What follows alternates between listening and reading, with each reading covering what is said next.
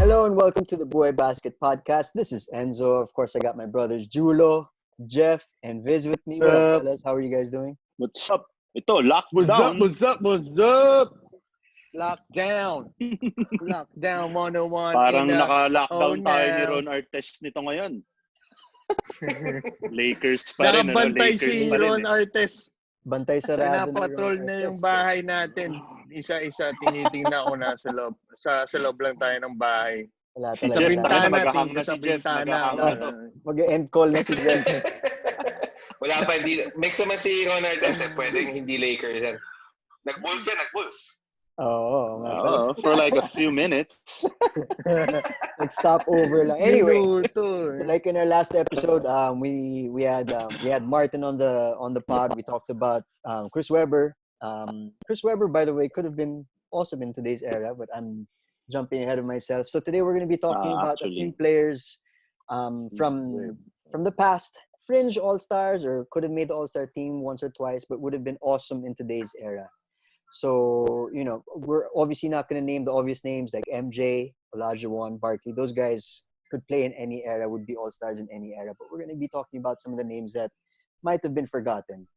All right, so we're going to start with one guy known as a Swiss Army knife during his time, Andrei Kirilenko, a.k.a. AK-47. Viz, what do you have to say about Kirilenko? Sobrang yan eh. Feeling ko, yun yung mga prototypical players right now di ba? Do it all, di ba? He can defend 1 to 5 basically No doubt. Nung time niya sa Jazz, di ba? Sabay yung threes niya medyo, di ba? Steady lang. Pero for me, yun nga, if you can defend 1 to 5 in this era, you have a place in the league. And baka all-star talaga siya. Perennial all-star sa this era, feeling ko. Julo. Andrei Kirilenko, AK-47. Nagulo tong taong to kasi.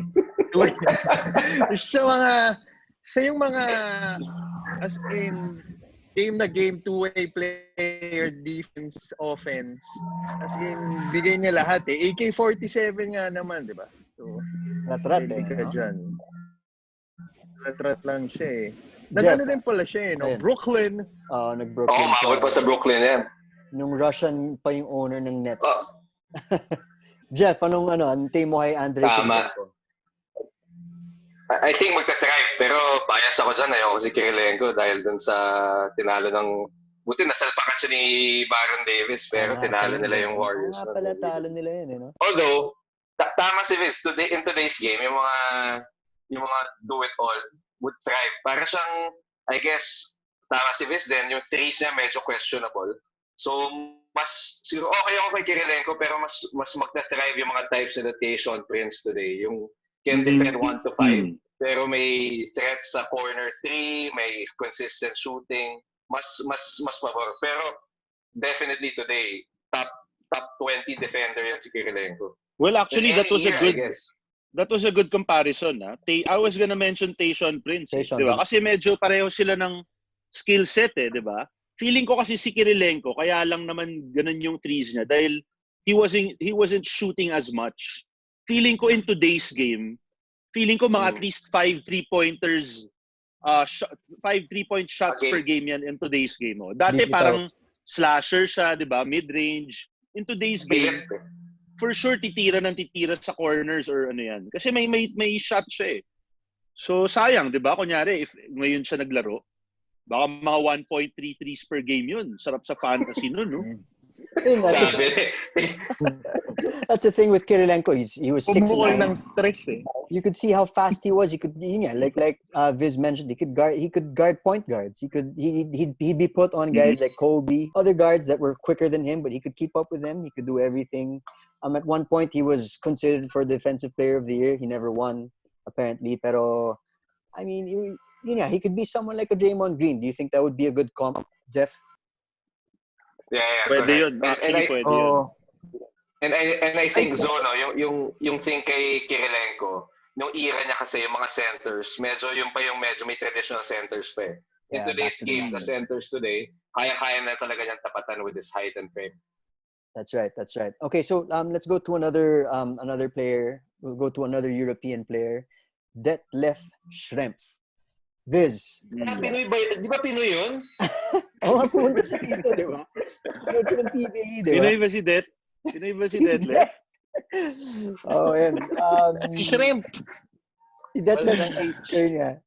Pare kasi for me, yeah. For me kasi guys like, yun nga, for me guys like Schrempf, sila, any European guys nung 90s, like Marciulonis, for me, he will thrive in today's game, di ba? Yung European players kasi, medyo kahit di naman late, pero kahit paano late yung pagka-blossom nila sa league, di ba? Guys like Ginobili, Tony Parker, yan yung kumbaga, yun yung peak ng European guys sa league. So, they were kind of pioneers, di ba? Medyo, di ba? I mean, that's true. Siyempre, sila Marciulonis nung time na yun, their guys were like, who's this European guy, di ba? So, parang yung playing time nila, 20 minutes.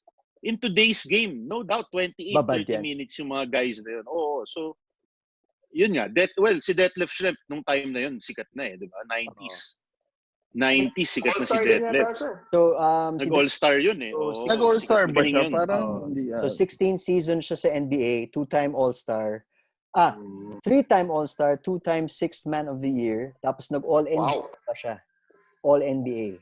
So, so guys like Dirk Nowitzki, those guys, they all give credit to Schrempf for opening the doors nga to European players. Kaya nga. Di ba? Nung time na yun, konti lang sila, bro, Di ba? Yung sila Manu, yun yung, kaya sabi ko pioneer, yun sila yung pioneer nung surge nung European guys, Yung sila Manu, dami na nila bigla. Sila Dirk, di ba?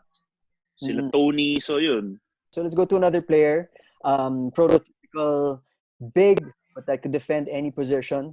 The Matrix, Shawn Marion. Let's start with Julo here. Shawn Marion. Ano tingin mo kay Shawn Marion, brother? Shawn Marion. Gusto ko yung tres niya Grabe talaga yung shooting niya. I mean, sobrang unorthodox yung tres niya na dalawang kamay ginagamit niya Tapos bigla na lang parang gaganon. Parang push shot Dalawang gooseneck Dalawang gooseneck. Di ba? Pero yung mga, di ba, yung mga nung mga grade school ka, nung hindi mo pa alam na isang kamay lang pala, minsan ganun ka mag-shoot. Ganun pa rin ako tumira So, effect. Shawn Marion, isang kamay lang. Two-way player. Hindi, di ba? Minsan, ito, support lang. Tapos yung talaga, isang kamay lang na... Walang gusto kay Shawn Marion yung nasa Phoenix siya. I think yun yung mga maganda sa ganyang caliber na all-stars na as a complementary player to franchise players like nandun si Steve Nash, tapos sino pa ba nandun? Si Johnson, Stoudemire, Boris Diaw. Parang Boris Diaw, lahat sila run and gun. Na-energize siya ng teammates niya So, breakaway dunk, defense, tapos lekta fast break, run and gun. I mean, sobrang effective. I mean, I'm for sure magiging all-star Ikaw, Jeff? I mean, all-star nga naman siya. Sa akin, tingin ko, Marion in today's game, perfect yan. Kasi nga, we saw a preview of that in, tama si Julo, yung sa Suns, kasi in 8 seconds or less offense ni, tama ba? 8 seconds, ba? 7 seconds or less offense ni tinawara ko pa na isang segundo. 7 seconds or less offense ni D'Antoni dati showed us what it's supposed to be played today, what's being played today ng teams. And he would definitely thrive, especially with a skillful point guard na nakaspread yung floor, tapos siya yung big man. Malakas yan. Si Marion, di ba? Siguro si Marion, pag nakita mo sa isang gym, tapos tumira siya ng ganun, parang, bano siguro nito? Sabay kakainin ka ng boy sa pick-up game. Ganda.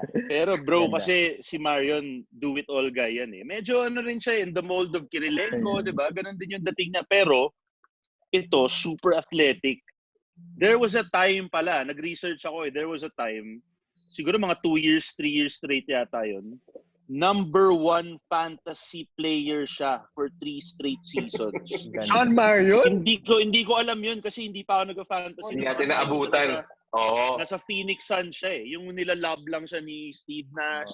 Rebound lang siya. So yung percentages niya. Percentages niya, grabe. Walang flow yung stats niya eh. So for me, in today's game, baka lalong intense yung stats niya, bro. Pinaka na-impress ako nga nung I remember how good he was during the Suns era. Pero kasi ang tingin ko sa mga Suns nun, beneficiaries of Nash's game. I mean, I'm not saying that he wasn't good. I'm not saying that. I'm just saying that Nash brought out the best in them. So I thought I saw the best of Marion. But then when I saw him play against LeBron in the finals, then nahirapan din si LeBron. Yeah. I mean, I'm not saying he was better than LeBron, but he gave LeBron some fits, man, you know? Hindi, yung kasi veteran, I mean, talagang veteran presence na siya nun sa Mavs, eh, no? Parang talagang he was there to really stop guys like LeBron, eh. So, yun nga, naalala ko yun. He was really one of the guys who talagang pinahirapan si LeBron finals yun, no? Yeah, finals. Alright, so I guess before we go any further, let's just talk about how drastic the change in the game has been. I mean, Marion was in the league how many years ago? But you know, the game has changed so much over the last 4 or 5 years. I mean, can we go back? Can we say it's because of Steph or that type of play? Yes. Viz, you want to start?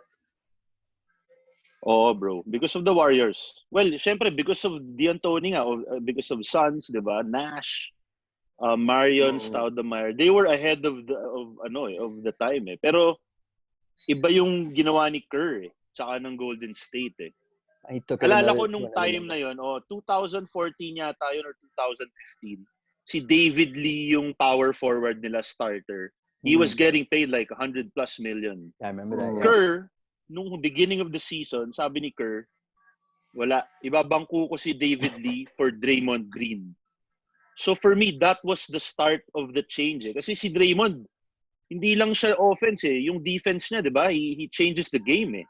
Tapos pass first. So that was for me the missing piece dun sa Phoenix Suns, yung Draymond eh. Yung X factor, di ba? Of course, yung shooting ni Steph na kalokohan saka ni Clay. Kalokohan yan.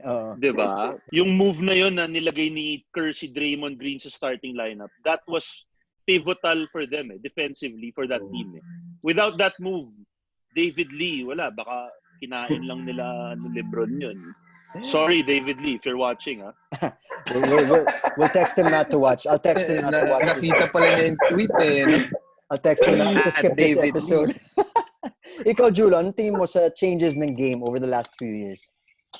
I think nowadays, as a big, malaking bagay na as a big, you gotta be a shooter na rin. Kahit mid-range and try to progress sa 3 points also. I mean, kailangan mo na rin mag-tres eh. So, dun pa lang sa ganong dynamic, kailangan you are a complete player. So, I think in the league nowadays, it's really difficult for aspiring professional athletes to go to the NBA now. You gotta be offense, defense. That's how you'll thrive and be in the NBA for a long period of time. So, kailangan kaya yung mga bata ngayon, di ba, gusto nang maging shooter kaysa mag-dunk. Pero sarap pa rin mag-dunk. Grabe pa rin. Grabe yung... Sarap mag-dunk, no? Oo, sarap mag-dunk. Sana nga kaya natin mag-dunk eh. Pero hindi mo ba? Yung pa na-try, bro? Yung pa na-try? Okay din. Yung mga 8, yung nangyari minsan, yung bababae mo na 8 feet, kaya yun. Micro mini. Oo, pare. Yung mga little tykes dati. Yeah. Na-frito lang, pare. Ikaw, Jeff, we're talking about how the game has changed so drastically over the last 5 years. Anong input mo dun? I think tama si Viz. Yung Warriors, hindi dahil bias pero totoo, nagbago yung lineups ng ibang teams to have a small ball version, diba? Laging ganun yung nangyayari. And sakto din sinabi ni Viz na yung Suns dati, kung mapapansin mo, that's why si Boris Diaw was a hot commodity before kasi talagang tinatry ni D'Antoni maging pivotal 5 guy si Diaw na hindi talaga kaya. Na yun yung Draymond. So nung Draymond without the defense. Perfect passing big man si Diaw, can do a post move, diba? Pass to a shooter or kick out to a elbow shooter. Smart. Galing. So parang si Webb lang din si Boris Diaw din. Pwedeng comp din. Actually, We missed Ay, that. We pucha, missed actually, that. Boris Diaw in Diaw. today's game, ha? Oh, Wow. diba? Babanat yun, bro. Oo nga. Diba? Okay, so we have a few more players to discuss, but before we get there, let's do the swapping thing that we did from our last episode. Let's say we swap Kirilenko for Draymond. And they still have that same. Would they still win those championships? Would they still win those chips? Viz, let's start with you. Bro, feeling ko kasi ang underrated part of Draymond's game, yun nga, yung passing niya eh. Hindi naman underrated. Malamang everybody knows he can pass. But Kirilenko wouldn't be able to do that. Feeling ko yung reads ni Draymond, he was special. Like, he could pass. Ilang season siyang special for Golden State eh. So for me, I don't discredit him for anything. Sobrang bilib ako kay Draymond Green. Yeah. Pero yun nga, Kirilenko could probably, diba, duplicate some of the things that he's doing. Pero bro, iba yung Draymond for me. I'm a Draymond believer. Sa vocal leader yung emotional, kasi. yung emotional. Tama. That gets them going. Pansin mo pag si Draymond na yung nagdadala ng bola, si Steph, parang alam niya na na parang here we go, di ba? Parang siya yung motor ng team eh. Julo, anything to add there? Well, I think naman when it comes to Draymond, iba yung tenacity na nadadala niya sa game eh. I mean, kita mo yung leadership, iba rin yung leadership niya when it comes to making sure everyone's reads the same play well, di ba? And then orchestrate niya as a stretch four. I think yun yung naging edge niya compared kay AK-47. Ikaw, Jeff, pagkabitaw ko pa lang ng question, gumaganon ka na eh. So, alam ko mo yun. kasi dapat yata inuna mo si Jeff eh. Tama yung sinabi ni Viz. Kasi yung role ni Draymond well, still Viz, hindi siya ako tapos na eh. Nangyayari pa to. Kaya nag-drive sila Steph pag si Draymond yun nasa loob. Kasi siya yung nagpo-point. Sina Steph at Clay, nagiging shooting guards and shooting forwards lang sila. So sobrang dynamic bigla ng offense. Hindi kaya gawin ni Kirilenko, I'm sure. Tama. Nagiging parang nagiging catch and shoot si Clay at si Steph eh. Totoo. Tama. Okay. Point forward niya sila. Okay. I guess kung ganun nga yung point, maybe we can go to a guard, a big guy, a big forward that was known for his passing, that was instrumental on a championship team. I guess you guys know who I'm talking about already. Another Euro guy, Toni Kukoc. Sakto yan sa docu na mapapanood natin. Diba? I mean, obviously he joined those Bulls teams and took them to another level. I mean, you don't think that they could get any better, but they did. I mean, this guy could do it all. He could shoot. He was clutch. He wasn't scared of the big moments. Viz, I know you're a huge Kukoc fan. What do you have to say about bro? Well, syempre, growing up, huge Bulls fan tayo, diba? Dahil, syempre, Jordan, saka wala eh. Magaling talaga sila eh. They're fun to watch. And Kukoc, yun nga, he was the X factor. Pero yun nga, if today, lagay mo si Kukoc in today's game, give him 30 plus minutes, bro, di ba? Magwawala yun. So, definitely, he would be, someone na baka, ewan ko kung all-star, pero he would probably be better in today's game. Ikaw, Julo, anong team mo kay Kukoc? Ako si Kukoc, stance ako para siyang malaking luka. Pero wala naman. Without the Hindi kasi pogi, bro. Hindi kasi pogi. Finesse and I mean, anong height niya? 6'10 din yan eh. Di ba? Oo, 6'10? bro. Inside, 6'10, outside, 6'10, bumabaga rin to eh. Oo. Medyo, oo. Magulo. Iba talaga yung mga EuroLeague players eh, no? Lahat talaga. Shooting, ilalim, malakas.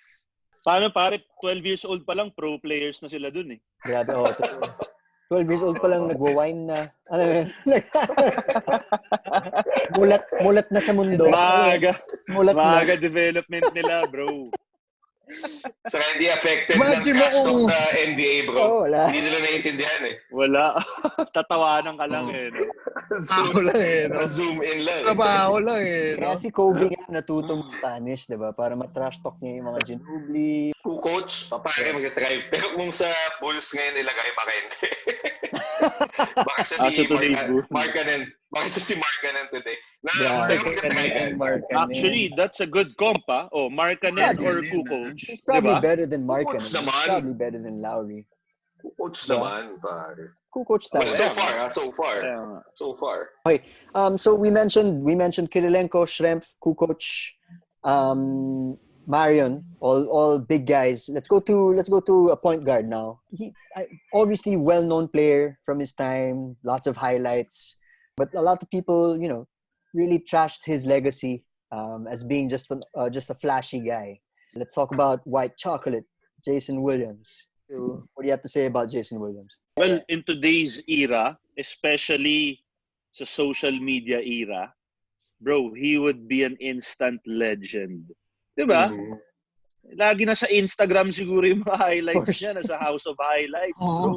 Kada lahat game ng bata siguro, kada game din sure. Yung elbow tayo pass. Din naman kasi nung time na yun, ginagaya natin siya, diba? Sa mga pick-up games, diba? Yung mga elbow pass, pero laging turnover. pero diba? Feeling ko he would still be iconic. Baka mas lalo. No? Oh, for sure. I agree with you there. Parang feeling ko, I mean, we mentioned this off camera, parang feeling ko tipong Trae Young eh. Tipong ganun. Obviously, he can't shoot like Trae. Wala. Pero hindi siya Pero parang he has that flashiness eh. Di ba? Parang Pistol Pete niya. Di ba? Parang every night performance siya eh. Alam mo yun? Tapos gano'n. Ikaw, Julo, ang tingin mo ay J. Will? Ako tuwing pinapanood mo si J. Will, sulit talaga. Kasi isipin mo, kunyari, you're in a pickup game tapos yung mga papasaan mong 4 and 5, Chris Webber, Vlade, Brad Miller. Di ba? Ang sarap. And they know their spots on the court. So, instant highlight reel talaga per game tong si Jason Williams. At saka tansya ko siya yung parang Eminem of the NBA.